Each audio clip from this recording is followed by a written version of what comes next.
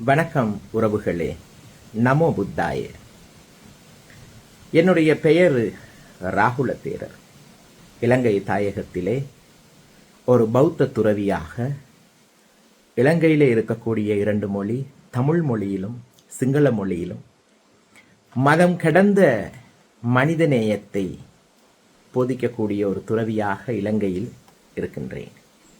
இந்த காணொளி எதற்காக என்றால், பாரத தேசத்திலே முக்கியமாக தமிழகத்திலே ஒரு பெருந்தலைவர் என்று கூட சொல்லலாம்.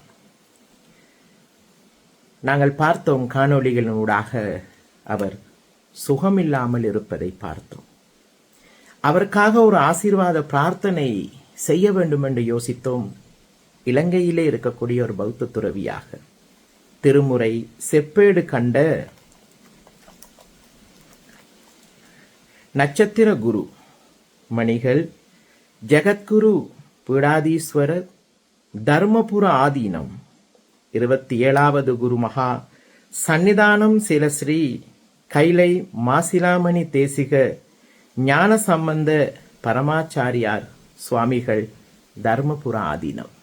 சுவாமி அவர்களே, உங்களுடைய தாயும் தகப்பனும் பல கனவுகளோடு 9 மாதம் கருவிலே உங்களை சுமர்ந்து இந்த உலகத்திற்கு பெற்றெடுத்தார்கள். இன்று அவர்கள் உங்களை நினைத்து உங்களை பார்த்து சந்தோஷப்படுவார்கள். காரணம், கிடைத்த அரிதான இந்த மனித வாழ்க்கையில் தன்னுடைய ஆத்மா விமோச்சனத்திற்காகவும் தன்னுடைய நாட்டிற்காகவும் தமிழக மக்களுக்காகவும் தமிழ் கலாச்சாரத்திற்காகவும் சைவ சமயத்திற்காகவும் கிடைத்த அரிதான மனித வாழ்க்கையை நீங்கள் அர்ப்பணித்திருக்கின்றீர்கள். நீங்கள் செய்யும் ஒவ்வொரு செயல்களும், நீங்கள் பார்க்கும் ஒவ்வொரு பார்வையும், நீங்கள் பேசும் ஒவ்வொரு வார்த்தைகளும் உலக அமைதிக்காகவும் பாரத தேசத்திலே தமிழுக்கும் தமிழ் கலாச்சாரத்துக்கும் நீங்கள் செய்யும் சேவை மாபெரும் சேவை. இந்த புண்ணியங்களே போதும் உங்களை நோயிலிருந்து மீண்டு எடுத்து உலகம் வாழும் மக்களுக்கு சாந்தியும் சமாதானத்தையும் உருவாக்குவதற்கு, இன்னும் பல சேவைகளை செய்வதற்கு. ஆகையால் மனிதனாக பிறந்திருக்கின்றோம். உலகத்திலே எல்லோருக்கும் தலைமுடி நரைக்கும், தோல் சுருங்கும், பல்லெல்லாம் விழுந்துவிடும், நடக்க முடியாது, படுக்கையில் விழுந்து விடுவோம்.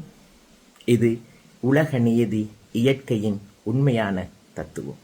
இந்த உடம்புக்கு நிச்சயமாக நோய் வரும். அதை யாராலையும் தடுக்க முடியாது.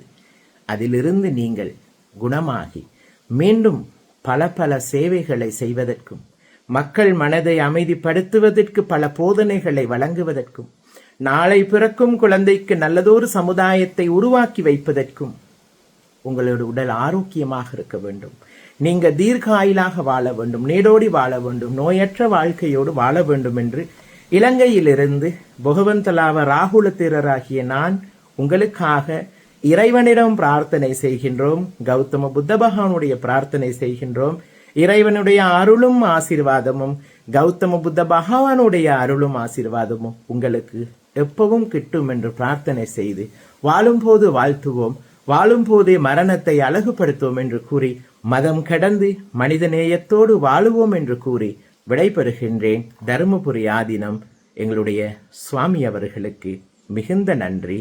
மீண்டும் உங்கள் பயணம் தொடரட்டும்.